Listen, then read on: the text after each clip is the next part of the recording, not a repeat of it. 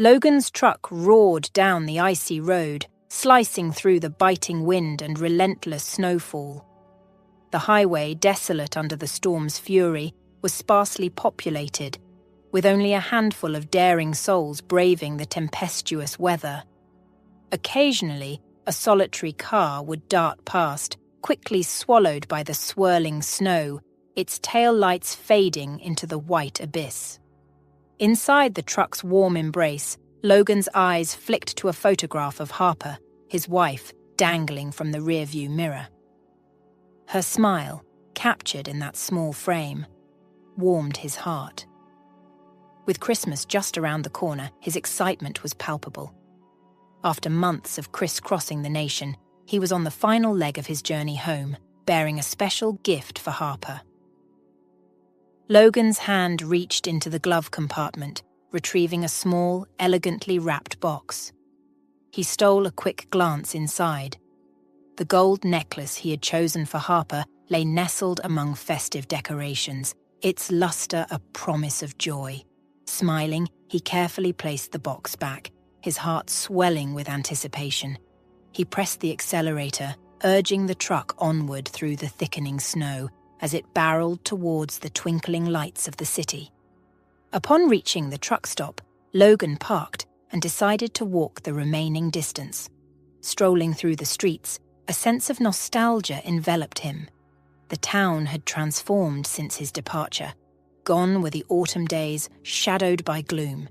Now, even under a grey sky, there was a palpable warmth. People bustled about, faces bright with festive cheer, pausing to admire the mistletoe and holiday decorations adorning shop windows.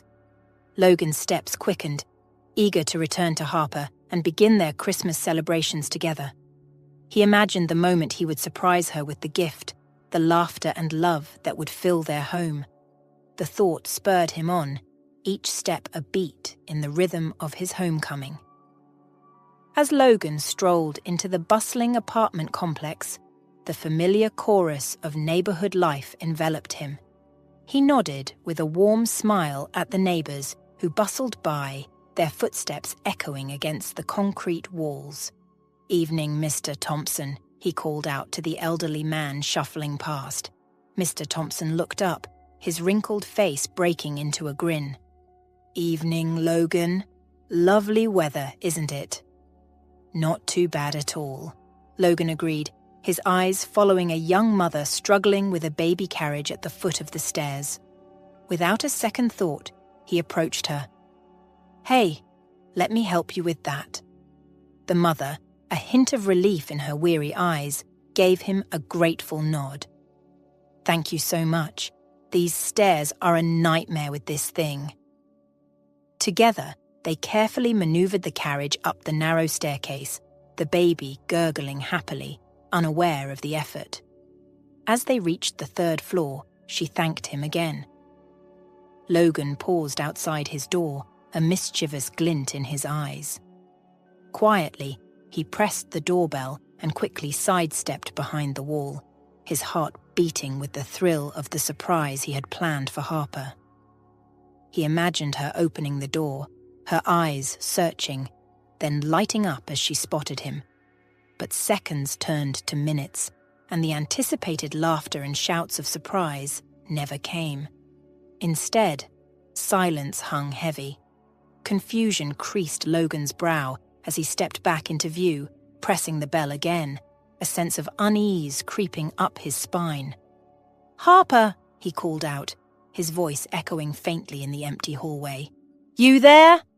The unanswered echoes only deepened the knot of worry in his stomach. Logan's playful anticipation dissolved into a cold, gnawing concern. He reached for the doorknob, his mind racing with possibilities of why Harper hadn't answered. Perplexed, and with a growing frown etching his face, Logan fumbled through his pockets, his fingers finally closing around the cool metal of his keys. The lock clicked open with an eerie finality, amplifying his unease. "Hello, is anyone home?" he called out, stepping into the dark, unwelcoming hallway. His voice, tinged with a feigned cheerfulness, echoed back at him. I'm home! Surprise, my love! But the apartment answered with nothing but silence. The air was stale, heavy with the scent of disuse. Without bothering to remove his shoes, a habit he had picked up from Harper, Logan moved through the apartment with hesitant steps. The living room was as he remembered, yet unnervingly still. The cushions on the couch untouched, the television screen a blank, dark eye. "Harper?" he tried again, his voice now a whisper of hope fading into the shadows. The kitchen, usually the heart of their home, was cold and lifeless. No dirty dishes in the sink, no lingering aromas of their last cooked meal. Even the fridge hummed a lonely tune, its door plastered with grocery lists and reminders, now irrelevant. Finally, he pushed open the bedroom door, the last bastion of hope in his search. The bed was neatly made, the sheets smooth and untouched, as if waiting for an occupant that never came. His heart sank. It was the layer of dust, undisturbed and thick, that told the true story. It coated every surface, a silent testament to the days, maybe even weeks, of Harper's absence. Logan's mind raced with questions, each more unsettling than the last. Where could she have gone without a word? Why hadn't she contacted him? Logan's heart pounded with growing alarm. He hastily retrieved his phone, only to find its screen stubbornly dark, the battery life exhausted. A surge of frustration washed over him as he tossed the phone aside, its clatter a stark contrast to the suffocating silence of the apartment. His steps quickened to the landline on the table, desperation fueling his movements. But what awaited him, there was not a means to an answer, but the end of all his questions. His eyes fell upon a note, the letters unmistakably in Harper's familiar, flowing script. "I'm sorry, it didn't work out," he read aloud, each word a sharp jab to his heart. "I realized I deserve more. I met someone else and have found happiness. I wish you the same. Goodbye." The word goodbye echoed in his mind, a cruel, final whisper. His hands trembled as he crumpled the paper, the ink-smudged words contorting under the pressure of his grip. With a guttural cry of anguish, he hurled it against the wall, the paper's flight pathetically brief, yet its impact resonating through the empty rooms. "What does that even mean?" Logan's voice cracked as he sank onto the couch, the cushions absorbing his weight but not his despair. The room offered no reply, no comfort. Only Harper, now a ghost in his memories, held the keys to his swirling storm of questions. In the haunting stillness, he noticed how little of her remained. The apartment felt gutted, stripped of its warmth and life. Yet, amidst this void, a faint, almost ethereal scent lingered. Harper's perfume.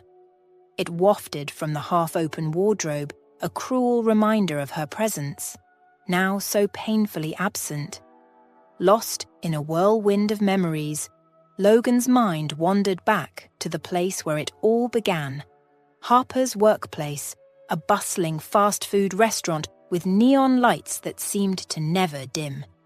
He remembered how, 2 years ago, their paths had unexpectedly crossed in that very spot. Harper had been a newcomer then, her eyes wide with the mix of excitement and trepidation that the city often sparked in those who came from quieter, smaller places. It was during one of his frequent visits to the restaurant that Logan first noticed her. She fumbled with the cash register, her cheeks flushed with embarrassment as a line of impatient customers grew. Logan had stepped up to the counter, his usual order on his lips, but it was her flustered apology that caught his attention.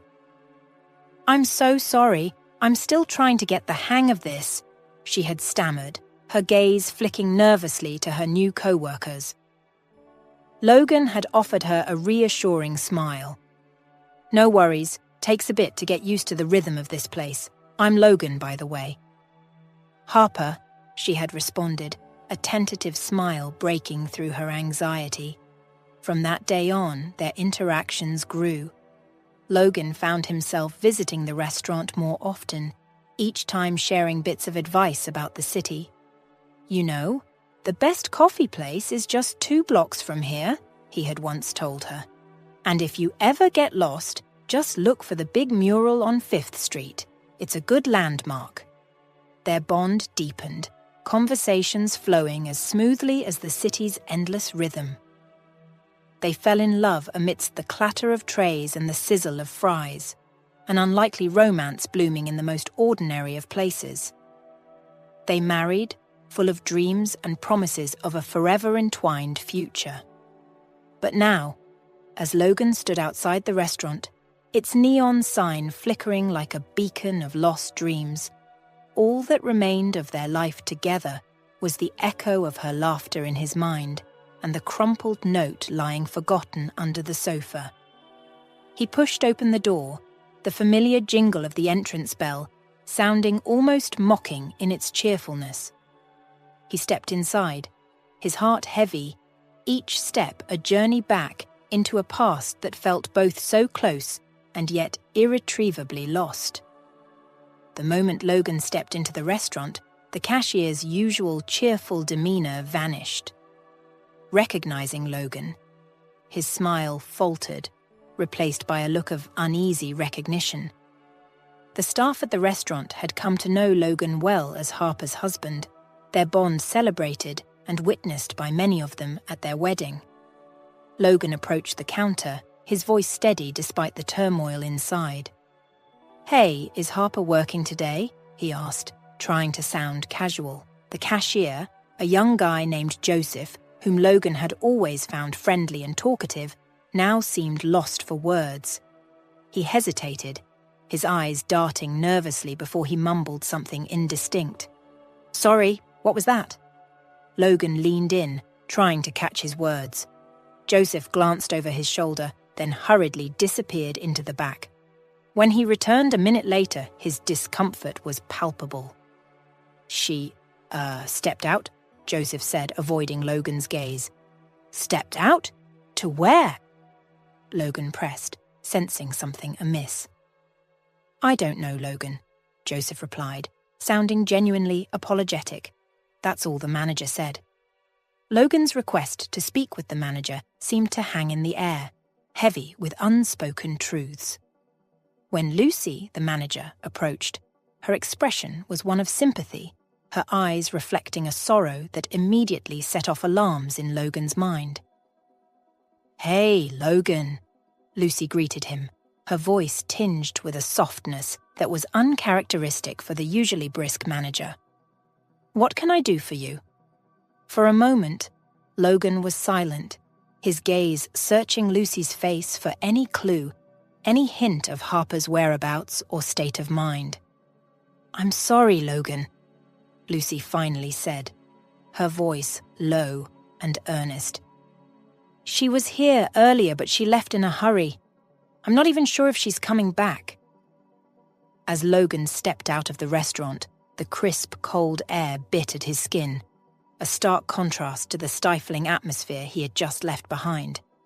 He wasn't there to plead or to pull Harper back into a life she had chosen to leave. His heart sought answers, a balm for the gaping wound of her sudden departure. His feet moved almost of their own accord, thoughts swirling in a maelstrom of confusion and hurt. Harper's co-workers, he realized, must have sensed the undercurrents of her discontent, yet they remained silent, protective of her privacy, even in her absence. The city streets, once a canvas of their shared life, now felt alien and cold. He found himself, almost unconsciously, drawn towards a place etched with happier memories. It was there, amidst the grandeur of old architecture and the quaint charm of a cozy French restaurant, that they had once celebrated love, basking in the warmth of each other's company. Lost in a sea of reminiscence, Logan's heart jolted as a familiar figure emerged from the restaurant. It was Harper, her graceful movements unmistakable even from a distance. She walked towards a silver Mercedes where a well-dressed man stood holding the door open for her. Recognition dawned with a bitter taste. The man was Miles, Harper's boss, known for his imposing stature and bald head. A flurry of emotions gripped Logan: shock, betrayal, a piercing sense of reality unraveling. Time seemed to slow as Harper slid into the car, the scene unfolding like a tableau of his deepest fears coming to life. Logan stood there, rooted to the spot, the chill of the air now inconsequential compared to the icy grip of realization in his heart. Miles, a figure shrouded in rumors and whispers. Logan had heard the stories, the dark murmurs of a past tainted with money laundering and possible ties to criminal organizations. It was said that Miles had used his dubious fortune to transition into a life of ostentatious legitimacy, opening several high-end restaurants, including the one Harper had just exited. In the city's collective consciousness, Miles occupied a space that was both feared and respected. His wealth and connections cast a long shadow, one that many chose not to step out of. But respect born of fear and wealth was a fragile thing, Logan thought bitterly. It lacked the foundation of genuine admiration or moral integrity. As Logan's shock began to settle into a deep, aching sense of betrayal, he couldn't help but grapple with the question that gnawed at him. Why Harper? Why had she, who had always seemed to value honesty and decency, chosen to leave him for a man like Miles? The cold truth settled in his heart, like lead. It wasn't just the loss of Harper that tormented him. It was the shattering of his understanding of who she was. The Harper he had known, who had laughed and dreamed by his side, now seemed like a stranger, her choices an enigma wrapped in the allure of a life Logan could not comprehend. In a burst of desperation, Logan lunged forward, his feet slipping slightly on the slush-covered pavement. His heart pounded in his chest, a futile hope propelling him towards the sleek Mercedes as it merged seamlessly into the flow of traffic. But it was too late. The car, a symbol of the new life Harper had chosen, disappeared around a corner, its tail lights blinking briefly before being swallowed by the city's labyrinth. Left standing in the dirty snow, Logan's breath formed clouds of steam in the frigid air, each puff a visual echo of his fading chances. He pulled his hat down over his ears, a meager shield against the biting cold. His hood came up next, enveloping him in a cocoon of fabric and shadow. With his head bowed against the chill, Logan began to walk, his steps quick and purposeful. The crowded sidewalk seemed to close in around him, each passerby an oblivious actor in the backdrop of his unraveling world.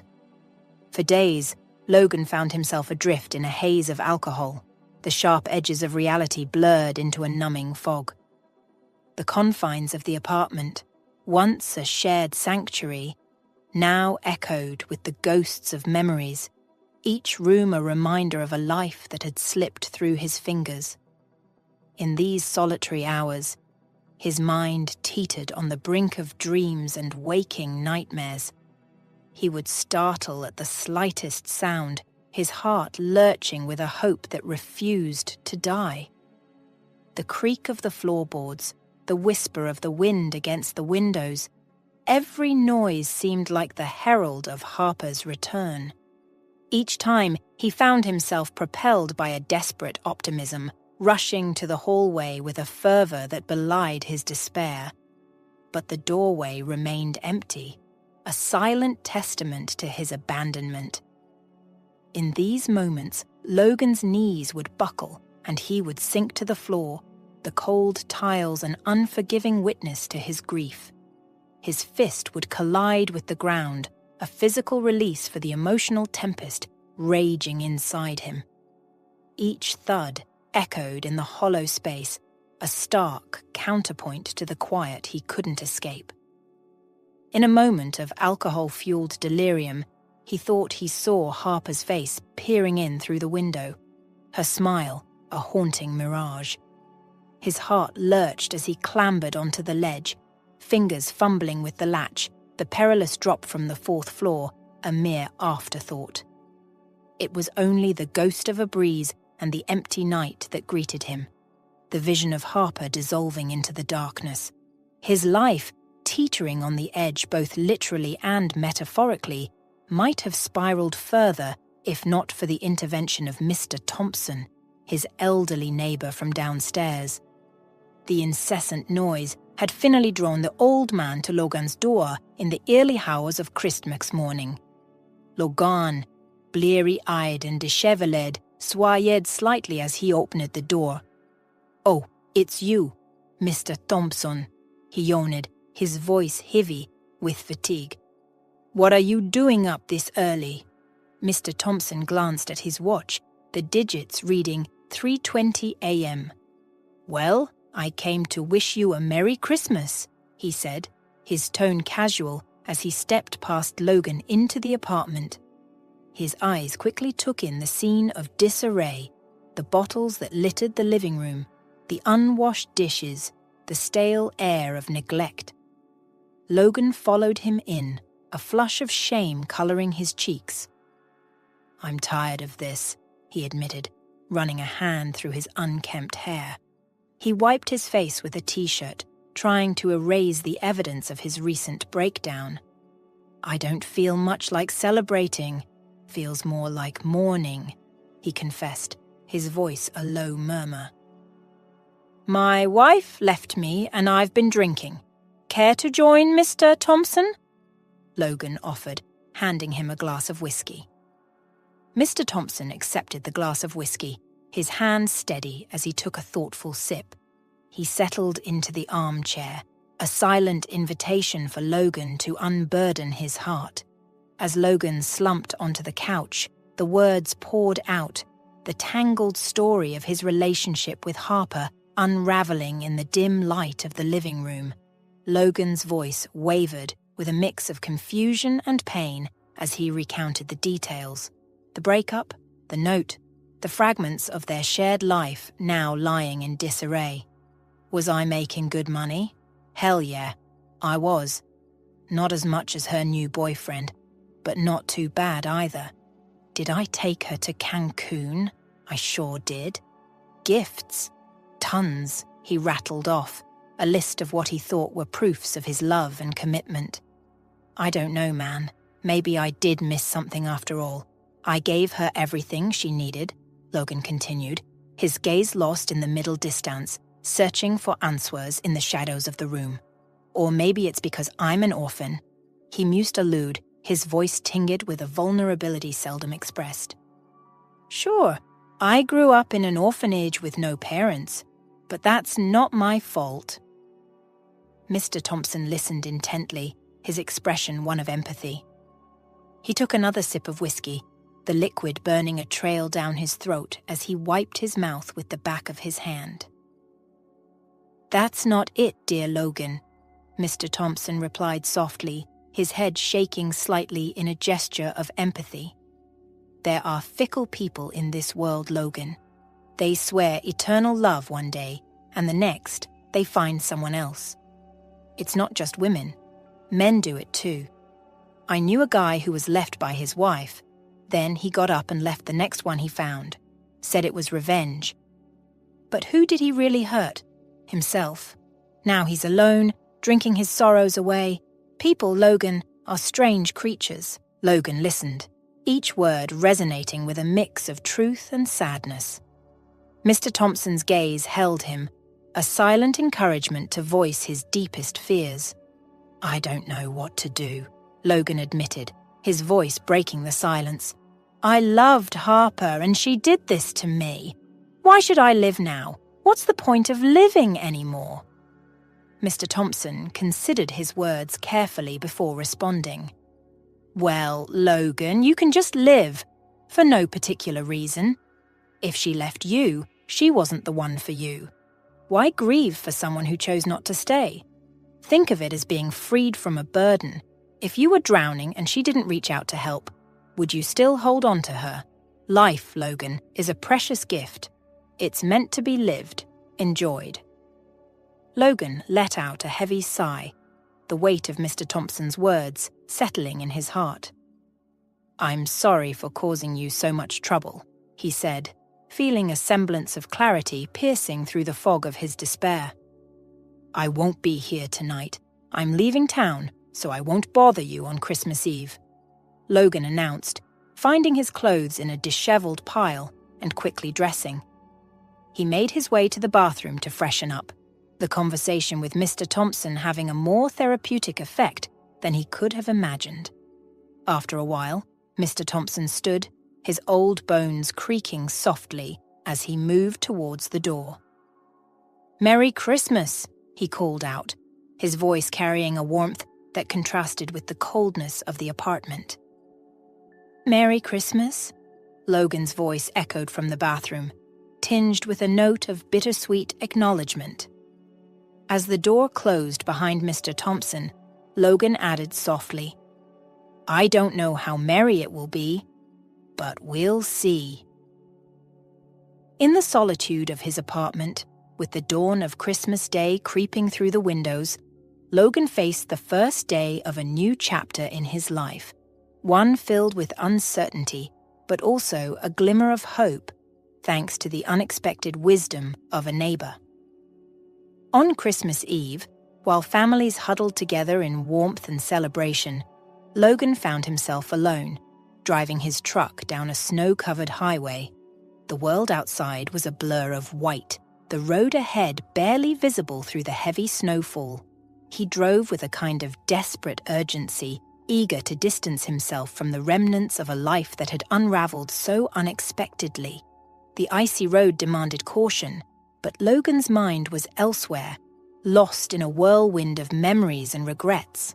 The empty highway mirrored his own sense of isolation, the stillness of the night, broken only by the occasional burst of fireworks reflecting in his rearview mirror.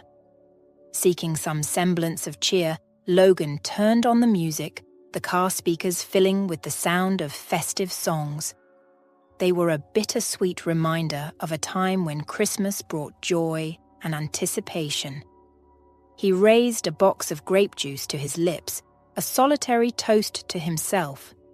"Merry Christmas," he murmured, his voice barely audible above the music. As a firework shot up to the left, piercing the darkness with a burst of color, Logan allowed himself a small smile. It was a stark contrast to the joyless Christmases of his difficult childhood, yet those days held a certain nostalgia, a reminder of simpler times when hope seemed more tangible. Christmas had once been a season he cherished, but now it felt like just another day, its magic dulled by the ache in his heart. He whispered a silent holiday greeting to the unseen revelers behind the forest and pressed on the gas pedal, disappearing once more into the snowy expanse. 2 weeks later, as Logan returned to the city, the holiday season had faded into memory. The early January morning was crisp, and his truck joined the flow of cars, signaling a return to routine life. Glancing at the dashboard, he noticed the fuel gauge ominously low. A sign for a nearby gas station appeared just in time, and he turned off the highway, relief washing over him. Pulling up to the gas station, Logan stepped out into the cold, brisk air. He unscrewed the gas cap and then headed towards the building, hoping for a moment of warmth. As he reached for the door, it swung open abruptly, and a man in just a shirt burst out. The man was clearly the cashier, his expression one of alarm and haste. Logan paused, taken aback by the sudden appearance of the man. The scene was oddly jarring, a stark contrast to the quietude of his journey. His eyes followed the cashier, curiosity mingling with concern. The cashier's urgent plea jolted Logan from his initial annoyance, his sarcasm fading as he followed the man inside. The sight that greeted him was startling. A young woman lay on the floor, her face contorted in pain as she clutched her stomach. Logan's eyes widened in alarm. "What the heck? Is she having a baby?" he blurted out, instinctively taking a step back. "Why haven't you called an ambulance?" he demanded, his voice tinged with concern and confusion. "I did. They're on their way. But there's been an accident on the highway. They could be delayed," the cashier explained, his voice laced with panic. Can you take her to the hospital? Your truck might make it through." Without hesitation, Logan nodded, his own troubles momentarily forgotten in the face of this urgent crisis. "I'll take her, but I need at least 30 gallons of diesel," he said, the urgency clear in his tone. "Hurry up!" As the cashier rushed to refuel the truck, Logan gently lifted the woman, his arms steady despite the chaos of the moment. He carefully placed her in the passenger seat of his truck, ensuring she was as comfortable as possible given the circumstances. Once the truck was ready, Logan quickly climbed into the driver's seat, his mind focused on the task at hand. To his surprise, the woman, amidst her pain, turned to him and exclaimed, "Everett, you're alive!" Logan's brow furrowed in confusion, realizing she was likely delirious from the pain. "No, Mom, I'm not Everett. Just hang on, we're going to the hospital," he reassured her, trying to sound calm despite the adrenaline surging through him. He started the truck, the engine roaring to life as he navigated onto the road. His hands gripped the steering wheel tightly, his gaze fixed on the snow-covered path ahead. Each second felt critical, the urgency of the situation lending him a clarity and purpose he hadn't felt in weeks. Logan's truck cut through the city streets, its journey ending at the hospital's emergency entrance. Despite the urgency, he ensured the woman was safely in the hands of the medical staff before leaving, her pained expression and mistaken recognition of him etching in his mind. As he drove back through the quiet city streets, Logan found himself haunted by the woman's gaze, that unshakable conviction she had that he was someone she knew. The intensity of her recognition, even amidst her agony, was unsettling. It made him question the vast, unknown connections between people, the myriad of lives intersecting in ways beyond comprehension. Restless and unable to find solace in sleep, Logan rose at midnight and sought the company of Mr. Thompson. The old man, often awake at late hours since his wife's passing, welcomed Logan with a warm cup of coffee. The dimly lit room, filled with memories and the gentle ticking of an old clock, provided a comforting backdrop as Logan recounted his unexpected role in helping the pregnant stranger. "You should definitely go see her," Mr. Thompson advised, his aged eyes reflecting a lifetime of wisdom. "You never know, it might be important." The suggestion lingered in Logan's mind as they played a quiet game of chess, the pieces moving across the board in thoughtful silence. Later, as Logan lay in bed, the day's events replayed in his mind, a puzzle with missing pieces. The next morning, drawn by a mixture of curiosity and a sense of unfinished business, Logan found himself back at the hospital. As he entered, a nurse spotted him. Her face broke into a wide smile, and she gestured towards him with evident excitement. "Why didn't you tell us you were the father?" she asked, her tone a mix of confusion and mild reproof. Logan's own confusion mirrored hers, but for entirely different reasons. He tried to clarify, his voice a mix of weariness and bewilderment. "I think there's been a mistake," he began, but the nurse, still chuckling, interrupted him. "Your wife said her husband brought her here," she said, flipping through some papers. "You're her husband, aren't you?" Her playful gaze was met with Logan's exhausted shrug. He was too drained to correct her misconception. "Can I see her? I just need to ask her something," Logan requested, his voice heavy with fatigue and frustration. "Not right now. Samantha is resting," the nurse replied, her smile fading into a more professional demeanor. "She lost a lot of blood during childbirth and is in intensive care. You can visit in 3 days." As Logan processed this information, the nurse added, "Don't worry.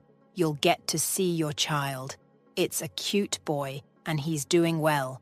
Logan's mind reeled at the mention of a child, the situation spiraling into realms far beyond his expectations.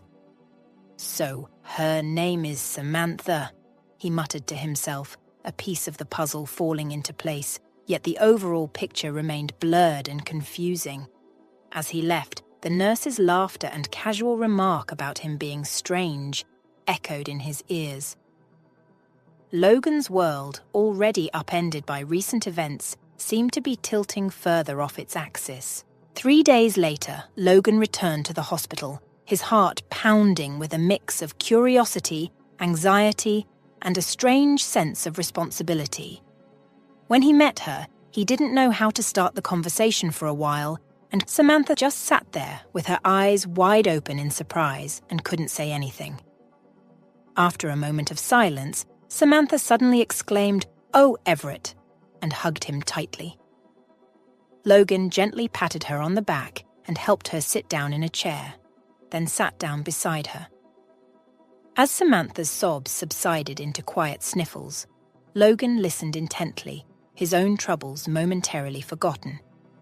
He handed her a glass of water, his movements deliberate and kind. Logan gently sat on the edge of the bed, his voice soft but firm. "I'm sorry, but I don't know who Everett is. My name is Logan," he said, hoping to gently break her illusion.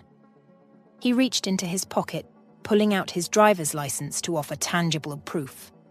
"We met 4 days ago. I was the one who brought you here." He extended the license toward Samantha.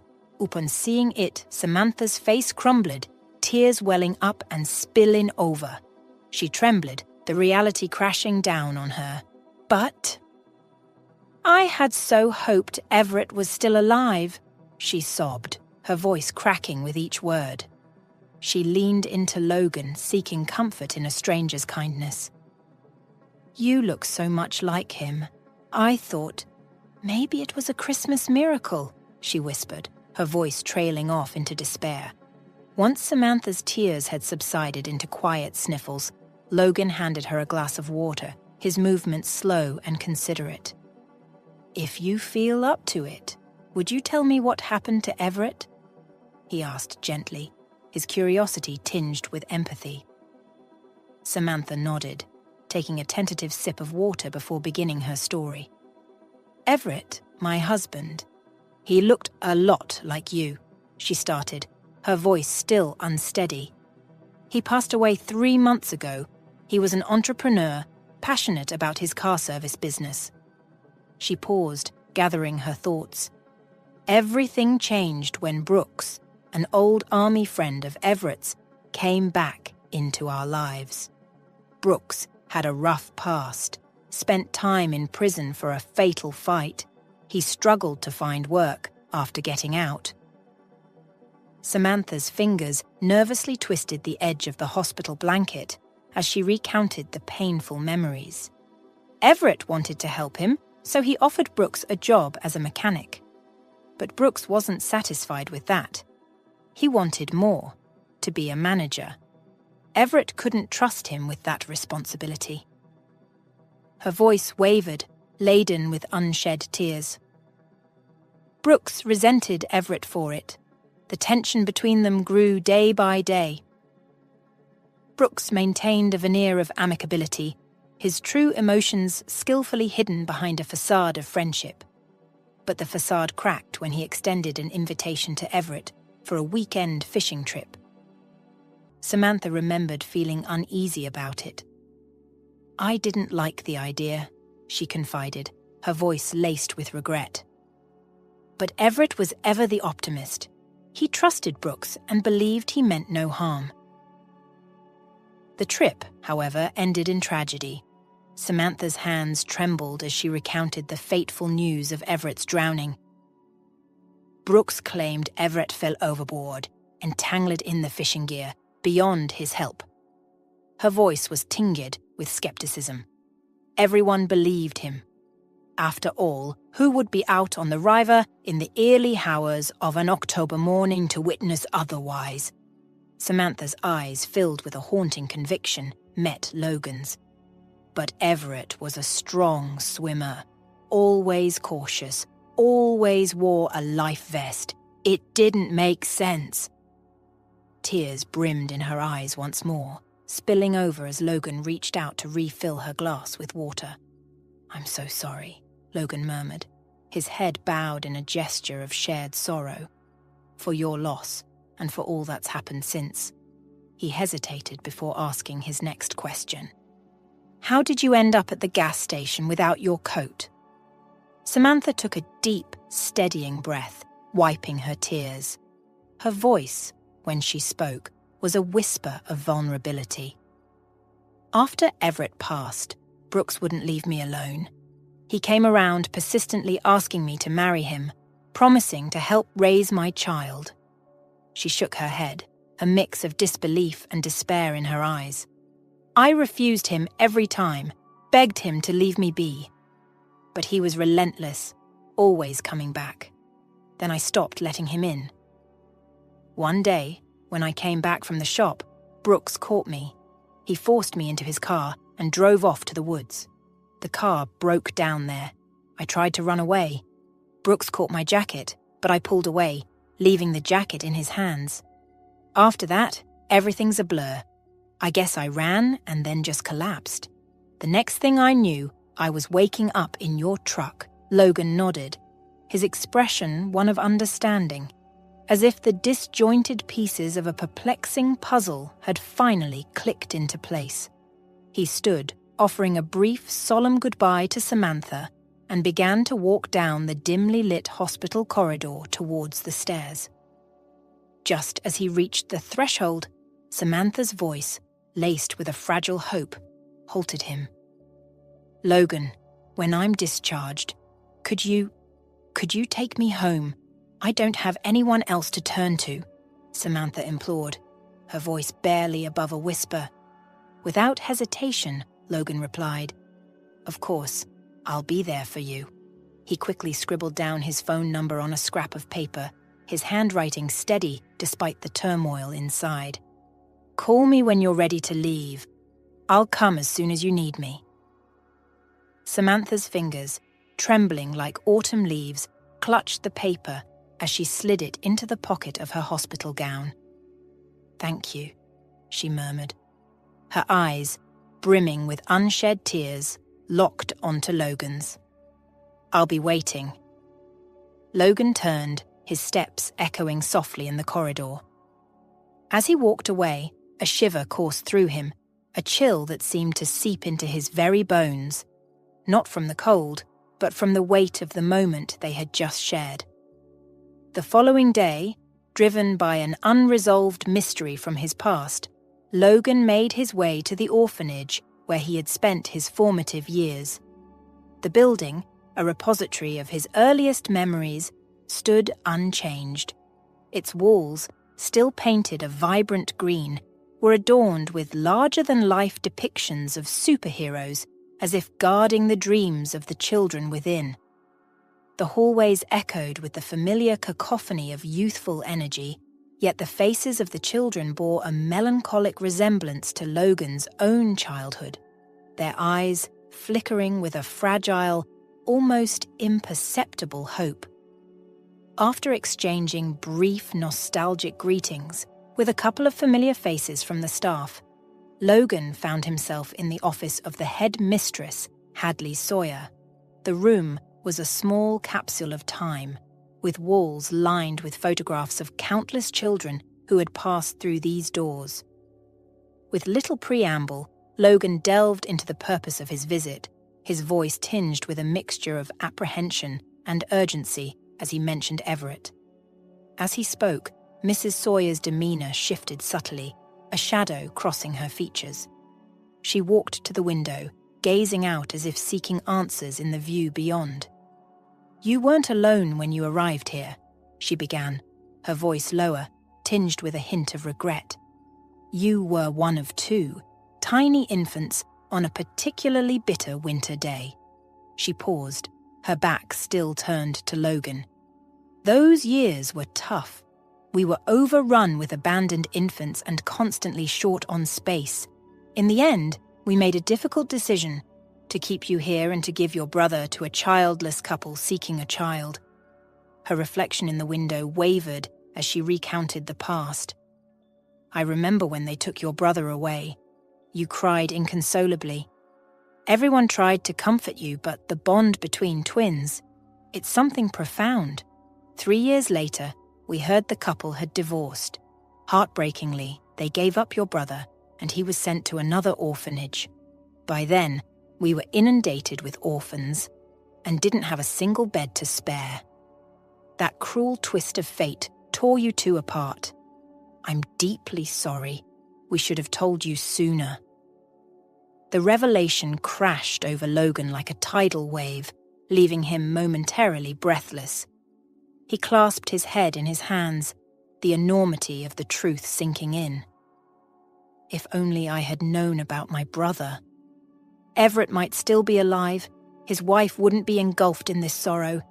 How did everything become so twisted? His voice was thick with a maelstrom of emotions. Mrs. Sawyer, her silhouette etched against the window light, could only offer a helpless shrug, the weight of decades of decisions and their unintended consequences bearing down on her. "I'm truly sorry, Logan. Some things in life, they're beyond our grasp, beyond our control," she whispered, her voice a mirror echo of regret. Unable to bear the stifling air of revelations and remorse any longer, Logan rose abruptly, his chair scraping against the floor. He left the office swiftly, each step away feeling like an escape from an invisible burden. The orphanage, once a refuge, now felt like a chamber of lost possibilities.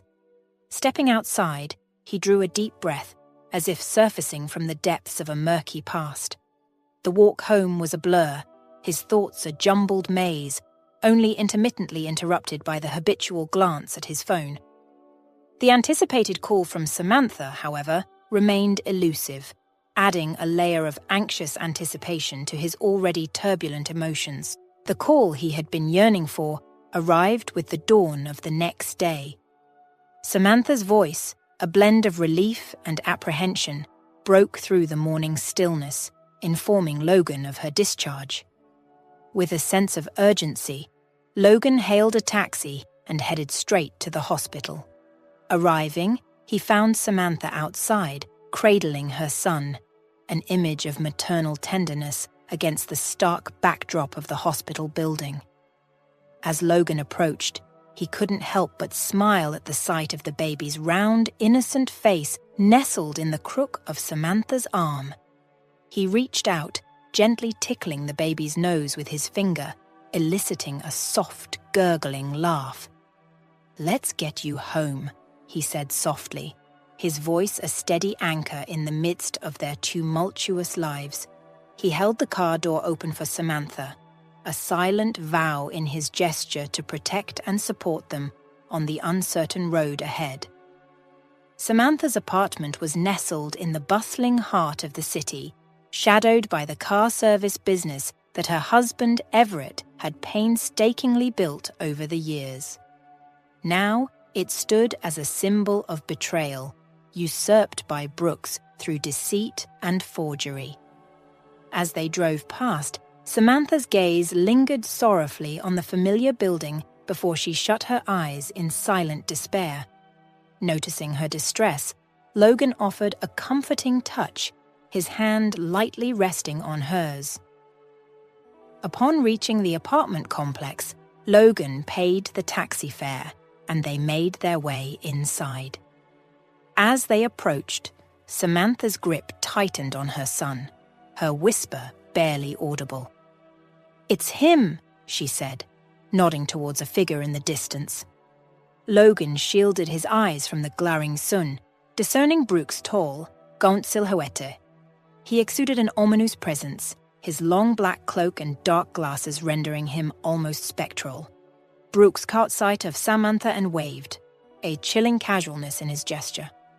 Logan swiftly turned away, concealing his face to avoid recognition.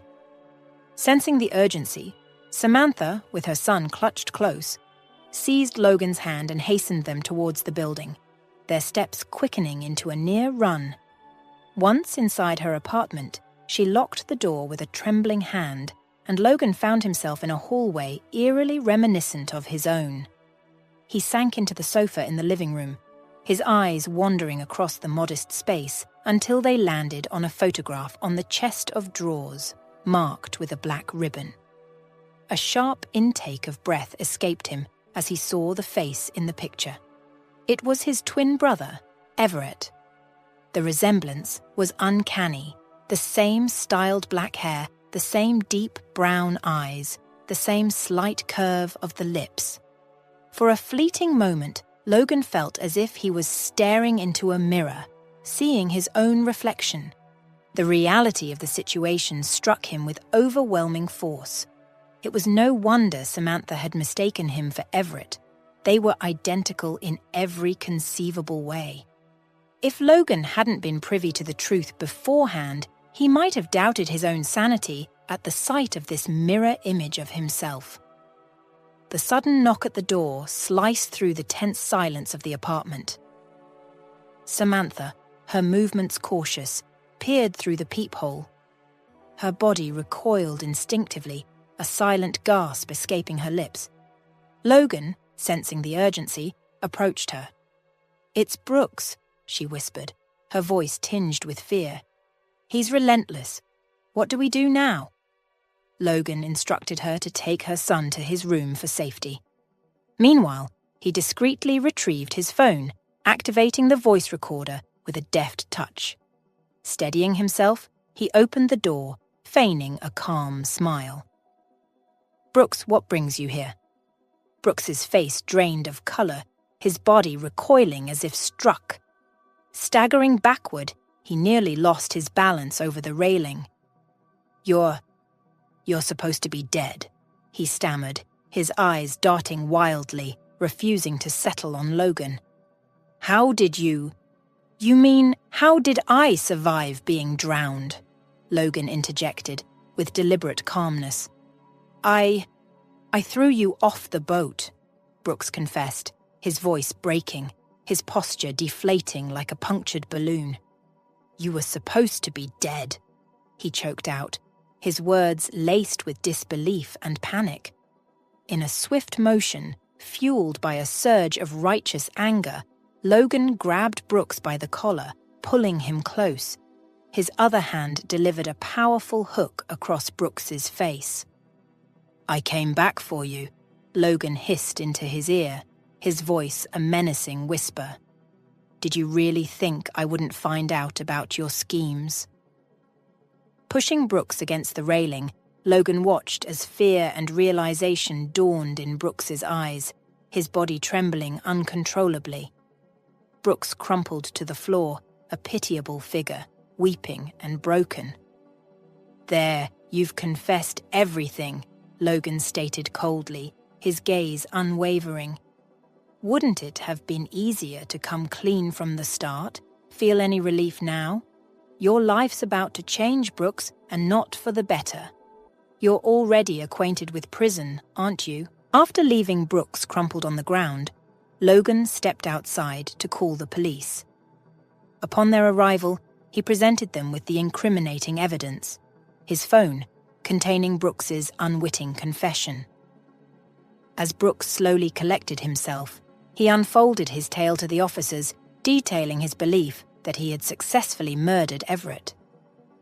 "But I think it's time you knew the truth," Logan interjected with a wry smile, watching as the police escorted Brooks from the building. "I'm not Everett. I'm his twin brother." The revelation struck Brooks like a physical blow. His face contorted with rage, and he snapped, his voice laced with desperation. "I didn't kill anyone!" he shouted, lunging forward in a futile attempt to reclaim control of the narrative. "I was joking! I'm insane! Just spewing nonsense!" One of the officers firmly restrained Brooks, his voice steady and authoritative. "You'll have a chance to explain everything at the station, sir. Let's proceed." As the door shut behind the police and Brooks, Samantha emerged from the apartment, her expression a mix of concern and curiosity. Logan recounted the entire ordeal to her, each word lifting a weight off his shoulders. Overwhelmed by the unfolding events, Samantha was unable to hold back her tears. The subsequent investigation into Brooks's actions was a lengthy and complicated affair.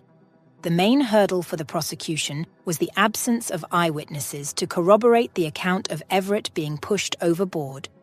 This lack of direct evidence led to delays and cast doubts on the fairness of the trial. Brooks was on the verge of being released due to insufficient evidence when a crucial breakthrough occurred. Logan, driven by a personal quest for justice, managed to unearth two key witnesses, elderly fishermen who had been on the river that fateful morning. They vividly recalled seeing Brooks dispose of the body. Bolstered by their testimony, the court was finally able to pass a severe judgment: 25 years in federal prison for Brooks. As the judge delivered the verdict, Samantha's grip on Logan's hand tightened, a tangible manifestation of her anxiety and hope. Relief washed over her as she heard the decisive words. Brooks would be incarcerated for a substantial period. The long shadow he had cast over her life was finally receding. After the courtroom had emptied, Samantha turned to Logan, her eyes reflecting a mix of gratitude and newfound determination. "Brooks will be behind bars. I can hardly believe it's finally over," she murmured. "But now there's the matter of the car service. I can't bear the thought of it collapsing, yet I'm at a loss on how to manage it. Would you help me with it?" Logan's response came with an assuring smile, a silent promise of support. "Of course I'll handle it," he said, his voice laced with a newfound purpose. "I've been considering a career change anyway. This feels like the right moment, the right opportunity." In a spontaneous surge of emotion, Samantha leaned forward, closing the gap between them with a heartfelt kiss. Logan reciprocated with equal passion, their shared kiss a seal on their unspoken commitment to face the future together. Enveloped in each other's embrace, they became oblivious to the world around them. The cold rain, the blustering wind, all faded into insignificance. For those 10 minutes, amidst the tempest, they found a haven in each other, their kisses a language of shared trials, resilience, and hope. Half a year swiftly passed, and the festive season was upon them once more. Preparations for Christmas were underway, the tree adorned with twinkling lights, gifts wrapped in shimmering paper, and heartfelt wishes whispered into the crisp winter air. Logan and Samantha, united in marriage for 3 months, had been splitting their time between their respective apartments. Yet, this Christmas, they yearned for something different, something special. They decided to celebrate the holiday at the home of their old neighbor, Mr. Thompson. Arriving on Christmas evening, they were greeted by the unmistakable warmth of a home steeped in festive cheer. Mr. Thompson's eyes sparkled with a childlike delight as he watched Samantha's young son, Charlie, playfully entangling himself in strands of tinsel. Overcome with emotion, the old man was visibly moved by the scene. Noticing this, Logan tactfully engaged him in opening a bottle of wine, offering a gentle distraction. As they gathered around the festive table, Mr. Thompson raised his glass, his voice resonating with the joy of the occasion. "Let's toast to all the good fortunes we've experienced and those yet to come," he declared heartily. In that moment, As the preparations for the feast continued, Logan found himself reflecting on the tumultuous events of the past year. Standing up, his smile broad and sincere, he turned to Mr. Thompson. "Without your intervention a year ago, none of this would have been possible," Logan acknowledged, his gaze settling on his glass of champagne. "I might have spiraled into despair, losing myself and missing the chance to meet Samantha and offer her my help. For your wisdom and guidance, I am eternally grateful." "This toast is for you, Mr. Thompson," he said, his voice imbued with deep gratitude. "To happiness," Mr. Thompson whispered, lifting his glass higher. "To our happiness," echoed Samantha, their glasses raised in a harmonious chorus. Mr. Thompson had become more than just a neighbor to Logan and Samantha. He was an integral part of their family tapestry. His visits to the young couple's home were frequent and filled with a warmth that only someone with a generous heart could bring. Often, he would arrive with a twinkle in his eye, eager to spend time with little Charlie, who had grown particularly fond of the kindly old man. For Logan and Samantha, Mr. Thompson's presence was a blessing. His advice, often dispensed over cups of tea or during leisurely strolls in the park, was invaluable. The couple also noticed how Mr. Thompson's eyes lit up when he was with Charlie. It was as if the child brought a renewed sense of purpose and joy into his life. In turn, Charlie's laughter and energy seemed to rejuvenate the elderly man, infusing him with a youthful spirit. As time passed, Mr. Thompson became like a grandfather to them, a role he embraced with all the love and enthusiasm in his heart. His relationship with Logan, Samantha, and little Charlie deepened, marked by a series of small but significant moments that wove him seamlessly into the fabric of their family life. Mr. Thompson was there for Charlie's milestones, his first words, his first steps, each celebrated with joy and pride, as if he were his own flesh and blood. He would often bring small gifts for Charlie, nothing extravagant, but each one chosen with thought and care. A hand-carved wooden toy, a book full of colourful pictures, each gift was a token of his deep affection. Perhaps most touching was the way he spoke of them to others. To his friends and acquaintances, he referred to Logan, Samantha, and Charlie as my family. There was no blood relation, but the bonds of affection and respect they shared were as strong as any kinship. In return, Logan, Samantha, and Charlie filled a void in Mr. Thompson's life. They gave him a sense of belonging and purpose in his later years, a family to care for and love. His days were brighter and more meaningful because of their presence in his life. One day, Logan whisked his family away for a joyful evening at their favorite local family restaurant. The bell above the restaurant door tinkled merrily as Logan, accompanied by Samantha, Charlie, and Mr. Thompson, stepped inside. The warmth of the eatery, with its inviting aroma of home-cooked meals and the soft hum of conversation, enveloped them. As they looked around for a suitable table, Logan's eyes unexpectedly met those of Harper, his ex-wife, now working there as a waitress.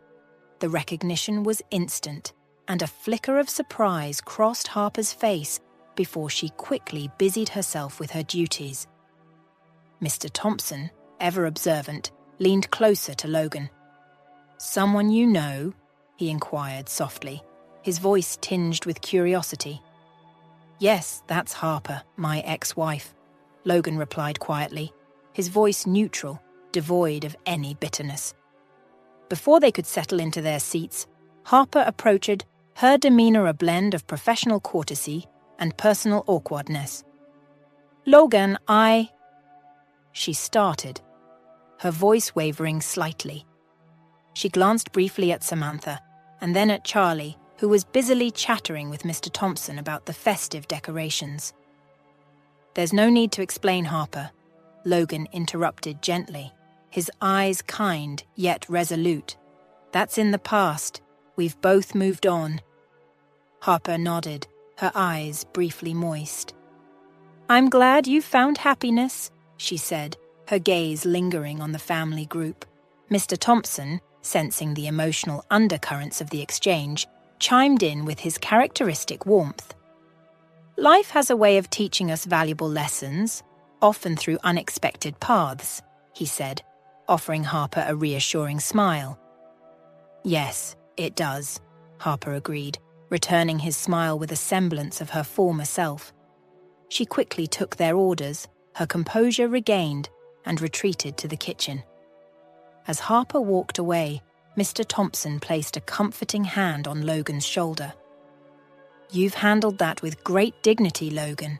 The past may shape us, but it's the present that truly matters, he remarked sagely. Logan nodded in agreement, his heart full of gratitude for the life he had now, with Samantha, Charlie, and the invaluable presence of Mr. Thompson. The encounter with Harper was a poignant reminder of his journey, but the joy and love at his table were a testament to the beautiful present